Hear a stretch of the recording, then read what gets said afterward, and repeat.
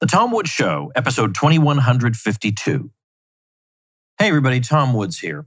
This is the saddest episode of the Tom Woods Show I've ever had to record, but I feel compelled to record it because of the nobility of the person I'm discussing today and the overwhelming tragedy involved. It just has to be recorded and people need to know about it. Now, if you're on my mailing list, you know about this already.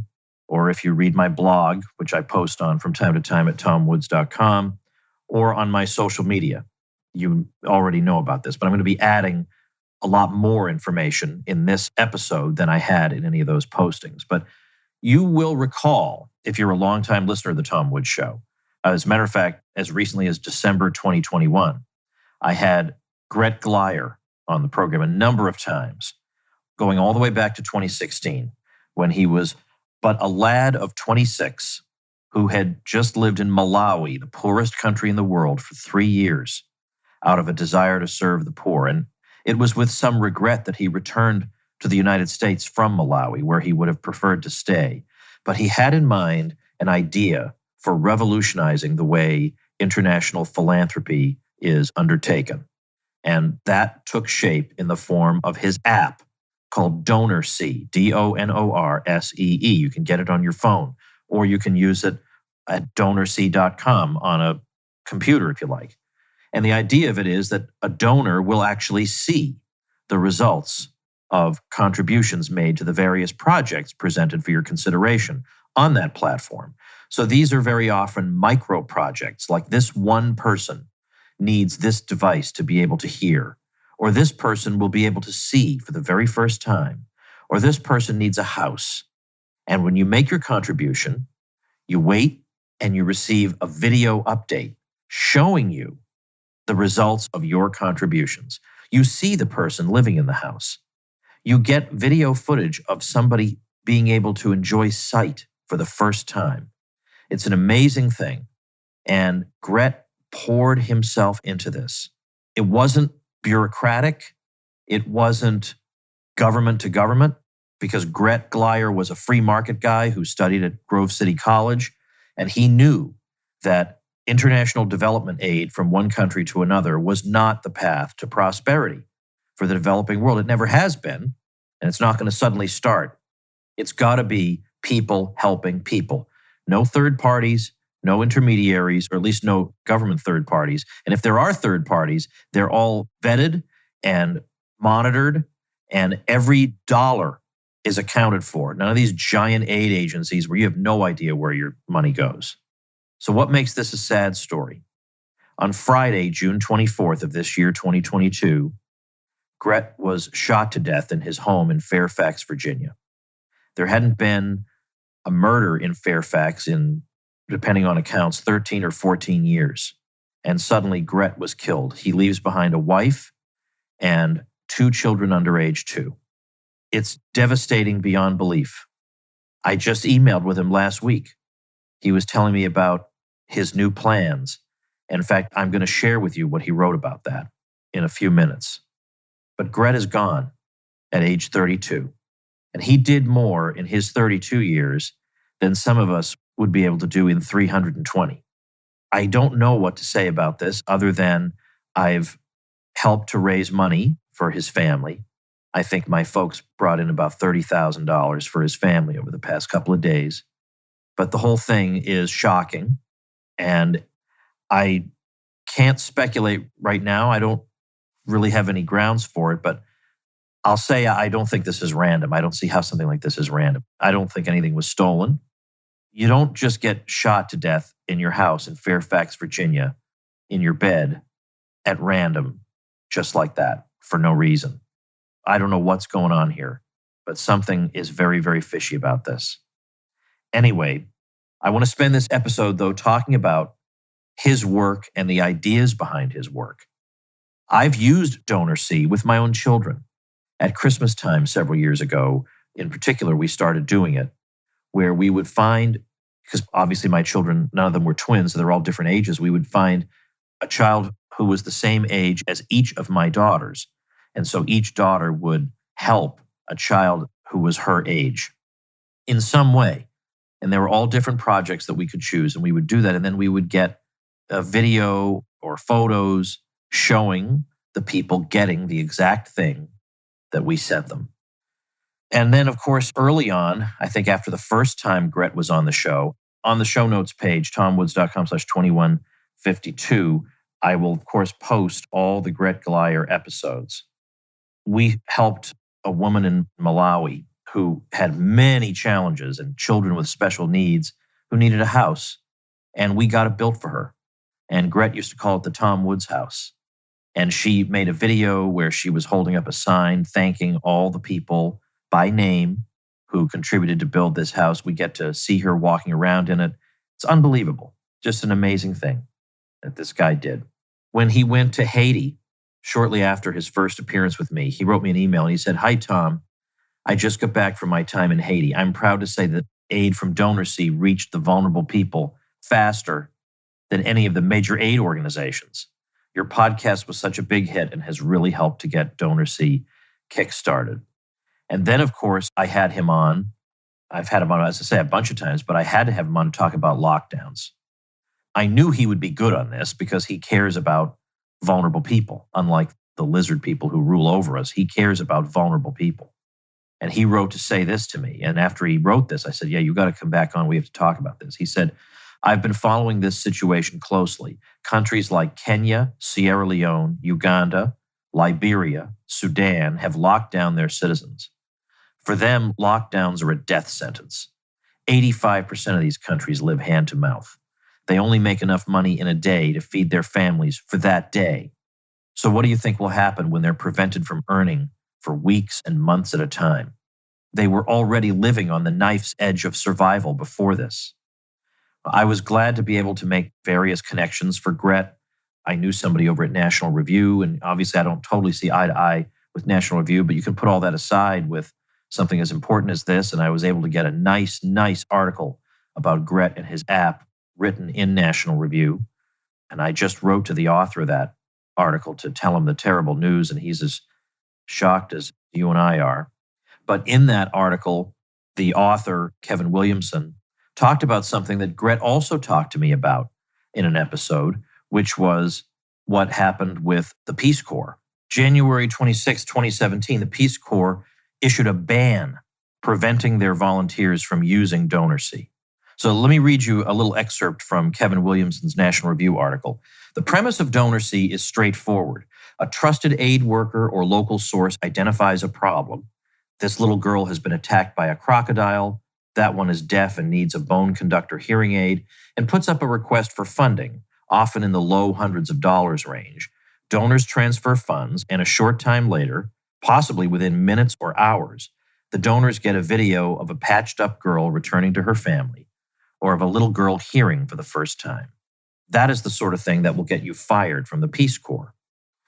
Goliere can be pretty pointed on the subject of big aid. Quote, "They should be embarrassed at how ineffective they are by how much they spend on infrastructure instead of projects," unquote. He tells of arriving in Haitian disaster areas well ahead of the Red Cross and other splendidly funded agencies. Quote, "I booked a ticket and took my phone and my app," unquote, he says. After living on $600 a month in Malawi, Goliere paid $7,000 out of pocket. "My life savings, basically," he said, to develop a prototype version of DonorSee. The project is a for-profit enterprise taking a small cut of the money that passes through in much the same way as GoFundMe and other crowdfunding services. And then both local and international relief workers have used DonorSee to connect specific needs with donors interested in them. But Goliere was dismayed to see the Peace Corps not only turn its nose up at the app, but also threaten to fire any employee using it to raise funds. Like many large bureaucracies, the Peace Corps has its own way of doing things and is committed to sticking to it, irrespective of how it works. And it isn't clear that it does work all that well. An investigation spearheaded by former Peace Corps volunteers in 2011 found that the agency has a 30% dropout rate among its volunteers. Goliere dismisses much of the remaining cohort as paid vacationers. The agency does attract its share of resume padders and budding political careerists. On the subject of DonorSee, the Peace Corps will only say that the rules are the rules. Fair enough. Why not change the rules? Sometimes big projects and big infrastructure are needed. Goliere began his fundraising career by gathering money to build houses at $800 a pop and has worked on big institution building, notably a girls' school in Malawi. But big institutions often become their own reason for existing. Buildings and employees and such create jobs, not only for frontline workers, but for managers, senior managers, executives, human resource officers, lawyers, public relations and marketing personnel, and more. Sometimes you just need to stitch up a girl who's been bitten by a crocodile. The last time Gret appeared on the program, he was talking about building the first STEM school in Malawi. And the Tom Woods group, inside my private group, the Tom Woods Show Elite, raised money, enough money that one of the classrooms is going to be named after the Tom Woods Show Elite, my private group. By the way, if you want to help Gret and his family, I'll have the link up at tomwoods.com/2152. There'll actually be two links because one of them is a GoFundMe link, and I know some people don't feel very good about using GoFundMe. It looks like it was started by a family friend who was just, doing her best. But also his own company, DonorSee, is doing a fundraiser as well. And if you'd be more comfortable contributing to that, I'll have both links up there. But anyway, let me read for you now what Gret sent me, or this is the page he sent me in email just the past week, because he drafted it June 17th, 2022. And then he wrote to me a few days later to say, how about we talk about this on the show? And we were working out exactly when we were going to do that when this cruel and senseless injustice occurred. So here's what he wrote, and I'm also going to link to this on the show notes page. It's called A New Approach to Ending Extreme Poverty. Subheading, DonorSee launches the Humanity Fund to end extreme poverty. And it goes like this. Ending extreme poverty. A bold statement, right? And probably one you've heard before. The difference is that for the first time in history, it's possible. In 2013, I moved from the United States to Malawi, Africa, the poorest country in the world at the time. I lived there for 3 years doing humanitarian work. This is how I met Emily. Every Friday, I played soccer in a nearby village. Emily cheered enthusiastically from the sidelines, wearing a purple dress coupled with a big smile. A year before I met Emily, her mother got sick. She needed $20 to take a trip to the city hospital. For someone who lives on $1 a day, 90% of their income is already going toward basic survival. A sudden $20 expense was unmanageable, so she wasn't able to make the trip to the hospital. 6 months later, she died. Think about that. $20 was the difference between life and death. $20 made Emily an orphan. $20 changed the prospect of Emily's entire life. How many of you reading this would pay that $20 to give Emily her mother back? The problem is that none of you knew that Emily's mother was in danger at the time, and Emily's mom didn't know any of you. And even if you did hear of her story, it would be difficult to ensure your donation would reach the person you intended it to. And then he has a subheading, a historic turn of events. Before the year 1900, more than 90% of the planet lived in extreme poverty. Something incredible happened around 1950. Human progress began to rapidly bring people above the extreme poverty line for the first time in history. The number of people living in extreme poverty went down from 90% to 10% over a 75-year period. Wow. As a civilization, we should be incredibly proud to have so many of us living above the extreme poverty line, a powerful testament to the human spirit. And yet, there are still approximately 700 million people who live in tragic conditions. No clean water, no basic health care, no education, and no way out. We need to work hard and fast to end extreme poverty, and for the first time in history, it looks like we can. The Humanity Fund by DonorSee. I see a world in which 100 million donors voluntarily give $20 a month into a fund that is efficiently and effectively distributed through the DonorSee platform to help the poorest 10% of humanity. This will be called the Humanity Fund. This fund of $2 billion a month will be distributed more and more effectively every single month of its existence. Projects will vary in size. Some will be small and personal. Others will be large and infrastructure focused. On average, 70 million projects will be funded and implemented per year, enough to help the right people at the right time. In some cases, these projects will teach a person to fish by helping them start a business, get an education, or train them for a vocation. But this will not solve extreme poverty by itself, because Gret here goes on to remind us that we're always going to share the planet with vulnerable people like orphans, widows, disaster victims, people with disabilities, and so on. And these are people who don't need a loan. They need the right money at the right time to help them in the right way. To implement these funds effectively, he says, DonorSee will onboard an additional 100,000 highly vetted and trustworthy humanitarian partners living around the world. They will document the implementation of their projects, and they will be held accountable through crowd-funded vetting mechanisms. It will be the most transparent and accountable distribution of funds in human history. The most important part about this fund is that the 100 million donors will have total control over where their $20 will go every single month. If they do not pick a project, their funds will be automatically applied to the highest impact areas. For the first time in history, a global community of people on a single platform will be working together to end extreme poverty. Not large bureaucratic organizations or governments, but individuals harnessing the power of technology and getting involved of their own free choice. The right money will be given to the right people in the right way, more effectively every single month, thanks to machine learning and artificial intelligence. We will still have poverty, but the tragedy of extreme poverty will be behind us. That's a future everyone can be excited about and proud to contribute to. But as Desmond Tutu once famously said, there is only one way to eat an elephant, a bite at a time. We need to break the task at hand into more manageable stages. Stage 1 starts today. We need to recruit the first 50,000 people to join as the founding donors of the Humanity Fund. You can join here, DonorSee.com/monthly.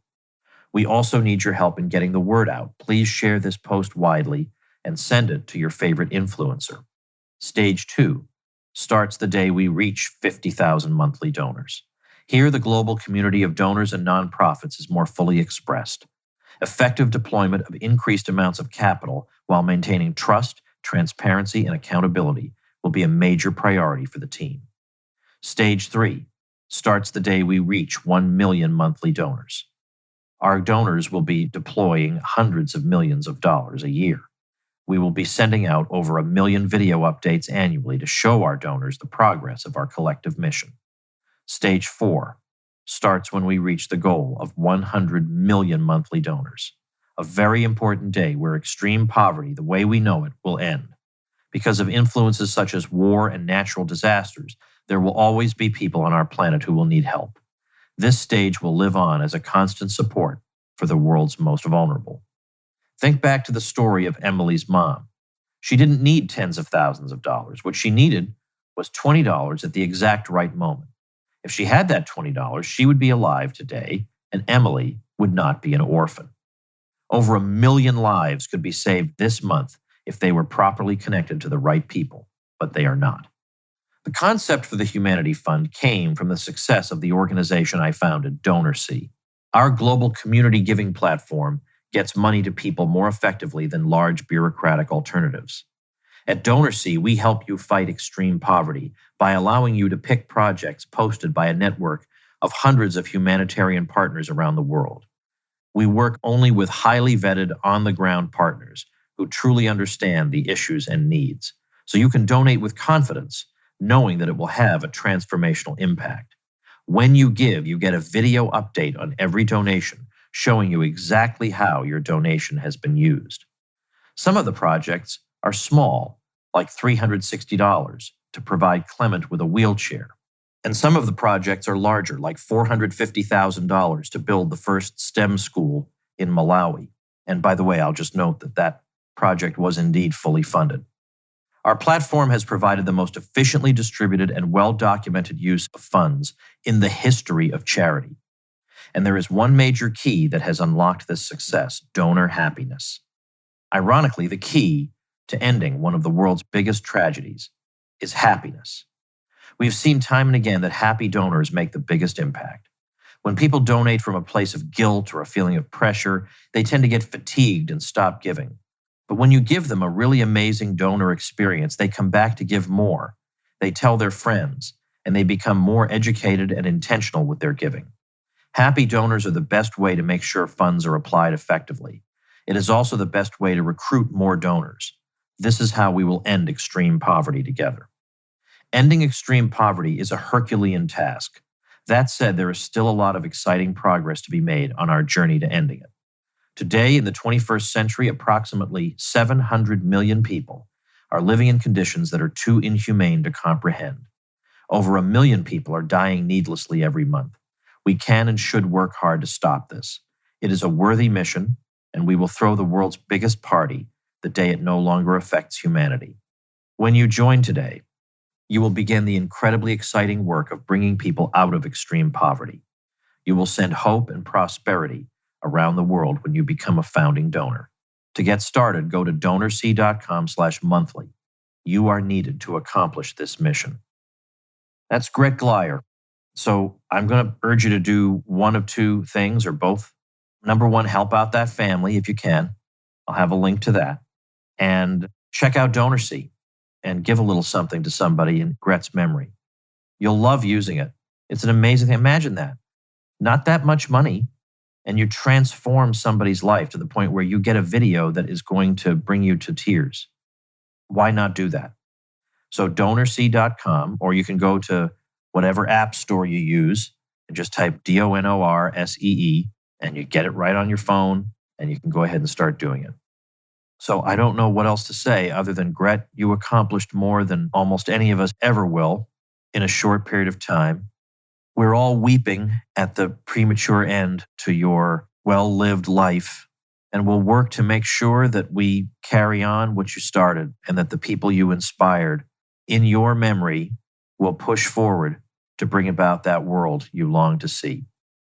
Find the links at tomwoods.com/2152. Thanks for listening, everybody.